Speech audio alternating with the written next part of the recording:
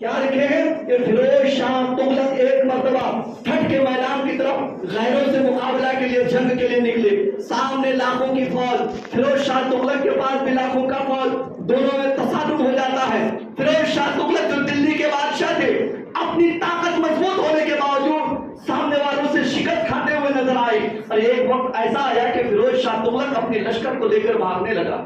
اچانک کیا دیکھتے ہیں؟ اچانک دیکھتے ہیں کہ لشکر بھاگتے ہوئے پلٹا اور پلٹ کر دشمنوں پر ایسا جھپٹ پڑا کہ دشمن الٹے قدم بھاگے اور مسلمانوں کو فتح ہو گئی. اب تو فیروز شاہ تغلق حیران پریشان کہ مولا یہ کیا ہے، شکست کھا کر تو ہم لوگ بھاگ رہے تھے، اچانک ہمارے گھوڑے پلٹ کیسے گئے، ہماری تلواریں ہوا میں لہرائی کیسے، اور دشمن ہم سے مرعوب ہو کر بھاگے کیسے؟ بات سمجھ میں نہیں آ رہی تھی. اپنی فتح پر خود ہی پریشان تھے.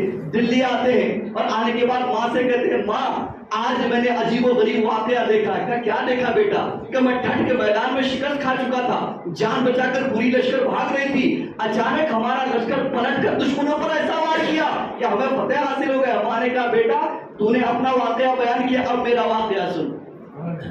اب میرا واقعہ سن. جب تو میدان چھوڑ کر بھاگ رہا تھا، تیری ماں کا دل زور زور سے دھڑک رہا تھا. میں پریشان تھی کہ ہو نہ ہو میرا بیٹا کسی مصیبت میں گرفتار ہے. فوراً میں نے اپنا چہرہ غازی سرکار کی طرف کیا اور غازی سرکار سے عرض کیا، غازی سرکار میرا بیٹا میدان گیا ہوا ہے، میرا دل دھڑک رہا ہے، کہیں ایسا تو نہیں ہے کہ اسے شکست ہو گئی ہے.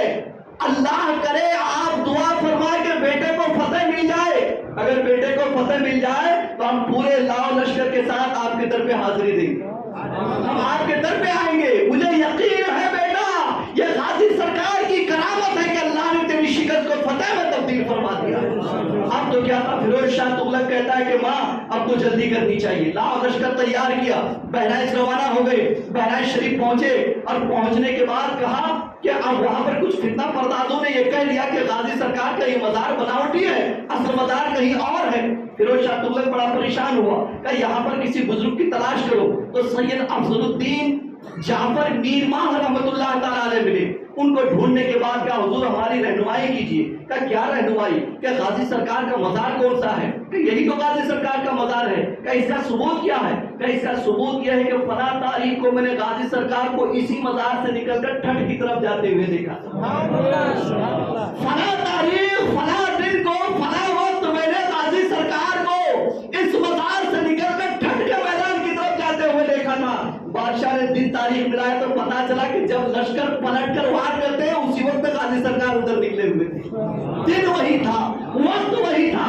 اب مجھے کہنے میں بھی جب لاکھوں کی تعداد میں لے کر فتح نہیں پا رہے ہیں، شکست کھا جاتے ہیں، مگر ایک غازی سرکار روحانیت والے جاتے شکست کو فتح میں تبدیل فرما دیتے ہیں. یہ جو فرق ہوتا ہے روح والے اور روحانیت والے میں، کہ روحانیت والے کثیر تعداد میں بھی شکست کھا جاتے ہیں، مگر روح والے کثیر تعداد میں بھی شکست کھا جاتے ہیں، مگر تنے تنہا ایک روحانیت والا میدان میں جاتا شکست کو فتح میں تبدیل فرما